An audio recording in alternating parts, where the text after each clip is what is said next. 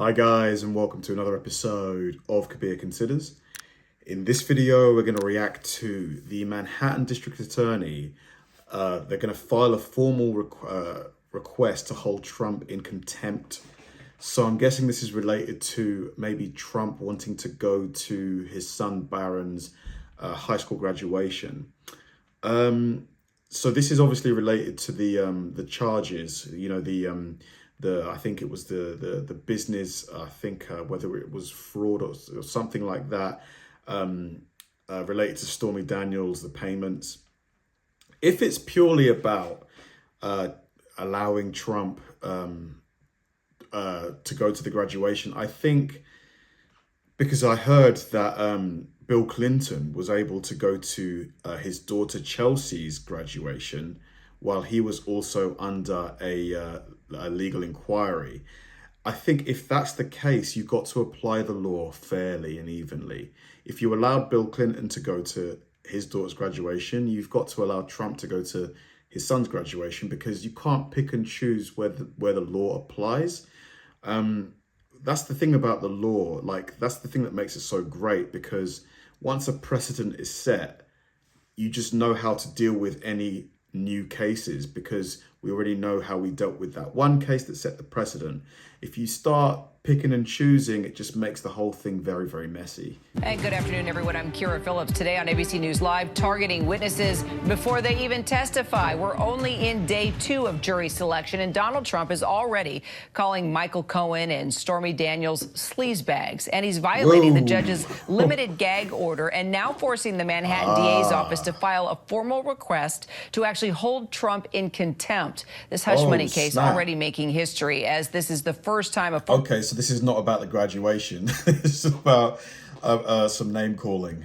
President has stood trial on criminal charges, and the proceedings already proving to be challenging. Not one juror seated after an entire first day of filtering through the pool of New Yorkers. At least 50 of them excused after raising their hand, claiming that they just couldn't be fair or impartial.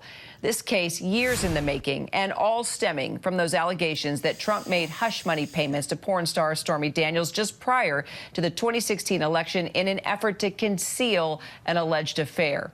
Wow, 50 potential jurors saying that they couldn't be impartial.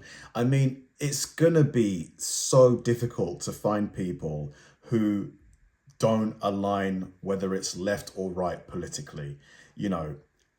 But then again, should it be so hard, even if you lean a certain way, for you to just look at the case as it is? You know, what are you trying to achieve in the case, and not allow personal bias to get involved? It shouldn't be that difficult to do, like, should it?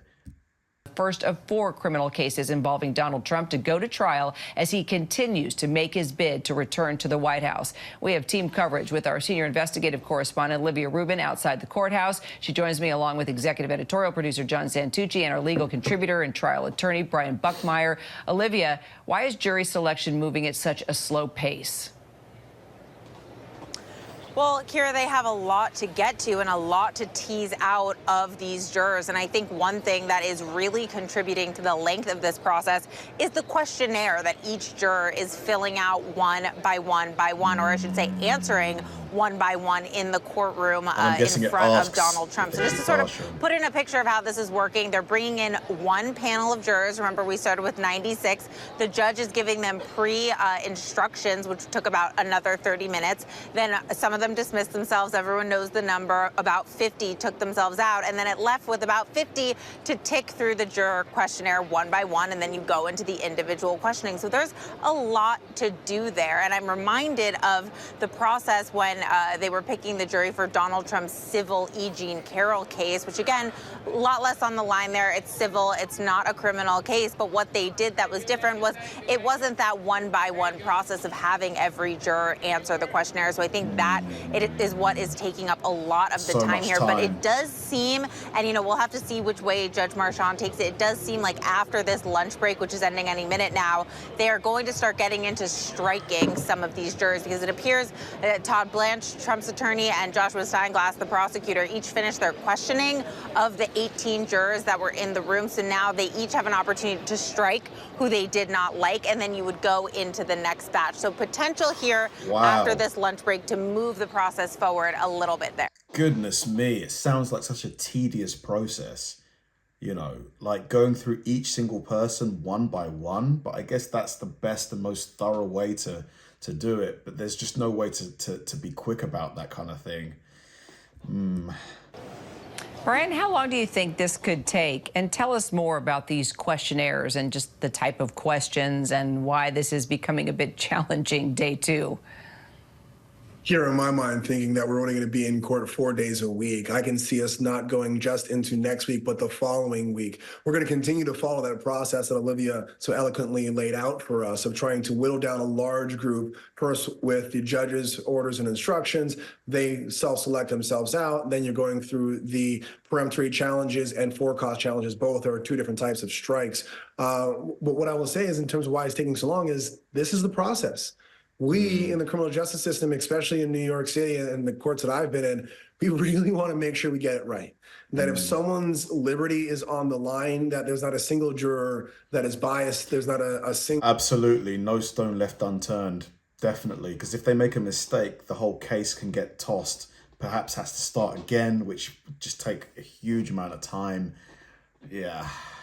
Juror that has an opinion that we think can taint the jury, because we want to make sure that if we're going to take someone's liberty or give them a felony conviction, like what might possibly could happen here with Donald Trump, that you get it right. Because of course, if you get it wrong, there's a conviction. There's also the appeals just take forever. So this is just kind of the method that we choose. But let me know if I'm wrong, but I heard that the statute of limitations on this case has already passed. In another video, that's what one of the presenters said. If that's the case, why is this case being heard at all? The statute of limitations is an ironclad law that states that once a certain date has passed, that's it. You can't really pick and choose when you start to reopen cases, can you? So apparently Trump may give another little speech outside the courtroom. He's been doing this more than once. Is that a good idea, Brian? Let's put it this way: if you're a political pundit or you're trying to get him reelected, maybe. I mean, John will be better at that aspect in terms of telling us how he takes the kind of courthouse and turns it into a podium and gets more people looking to elect him. But from an attorney, and that's how my mind is focused on this. That is horrible. If I had any ability to control Donald Trump and I was his attorney, I would be pulling him into the courtroom saying, we don't have to make these comments. I don't want you out there saying this was a legal expense, because that might not be our defense when we start opening statements. And so you want to ensure that these comments that are made outside the courtroom about the case are in line with what you're going to argue, because sometimes your client can be the worst witness before they even take the stand. Yeah. John. But someone like Donald, I don't think even the best attorney in the world is going to completely be able to dictate what Donald says to his supporters and to reporters. Donald is always going to, say what's on his mind. He's not really gonna pull his punches. And I have been there before. Trump's attorney's not always happy with the fact that he just decides to talk at any moment. Yeah, good luck trying to control him. Exactly. Anybody that has tried has failed, and ultimately Donald Trump's most infamous words has been fired, or sometimes they just quit. Look, I think the damage here for Donald Trump is pretty clear in the sense that, we know next week we're going to have a hearing about this effort by prosecutors to say he violated the gag order on 3 occasions, not because of what he said, but because what he, I don't know, guys, somebody help me, the verb for truthed, I don't know, I guess it's just posted on Truth Social, but that's really what the problem is here, that, what Donald Trump wrote about Stormy Daniels and Michael Cohen is going to cause the problems. Now, they're going to tell him to stop. He's probably not, but eventually, if it gets to more money or the idea that, hey, you keep doing this, you're held in contempt of court, you get thrown in jail, that could turn him off. That would be something that would make Donald Trump. This is a problem, the whole Truth Social thing relies on you know, communication, news. Like, Donald has to say things on there, and this could potentially harm him in this case. So, you know, you got to pick, you know, what do you prioritize here? This case or the Truth Social platform, which is obviously a business venture for Donald? Eventually stop, but I don't think we're there just yet. So, Olivia, the judge denied any request from the defense, in particular Todd Blanche, to excuse Trump from attending his presidential immunity case before the U.S. Supreme Court. And he also said that he's going to decide on whether to let Trump go to his son's high school graduation. Barron is about to graduate from high school. I can't believe we're already there. It seems like he was just a little boy yesterday. But, you know, Trump was coming forward saying, the judge isn't letting me go anywhere. I'm going to miss my son's high school graduation. That's just not simply true, right? The judge is still considering the high school graduation. Okay. Exactly. It's not true. The judge did not say, no, you cannot go to your son's graduation. He said that's not something that we can decide right now because of the point that we're at in trial. And we actually went back and looked at this part of the transcript last night because we wanted to be sure that, you know, everyone was understanding what Juan Marchand, the judge, said on that instance. And he has not made a ruling on that. But he did say that Donald... If the judge doesn't let Donald go to the graduation, man, I just think it would whip up such a storm that I think, yeah, don't stop him from doing that. Like, let him go to the graduation.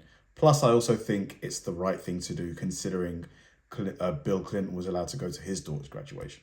Could not go to the Supreme Court arguments. He said that you are a criminal defendant here. You do not have to be there, but you do have to be here. And I think John Santucci put it best yesterday when he was describing that Donald Trump is likely learning a very hard lesson in this trial, which is that he does not get to set his own schedule and he does not get to make his own decisions anymore about where he is going and when. All right, Olivia, John, Brian, thank you all so much. We'll continue. Very, very interesting. I'm definitely going to follow this case, you know, quite closely. If I was Donald Trump's lawyer or team of lawyers, because I'm sure there's more than one, I know it's been tried, but I would really tell Donald to, you know, be careful the statements that you make to the media, to your, you know, support base at the rallies, you know, on Truth Social, because, you know, everything that you say, you know, can be and will be used in this court case. And you don't want to be the person that ends up causing you to lose this case, because, you know, losing a case due to the opposition finding evidence or, you know, some kind of loophole is one thing, but to be the cause of your own demise, oh my God. Thanks for watching, guys, and I'll see you in the next one.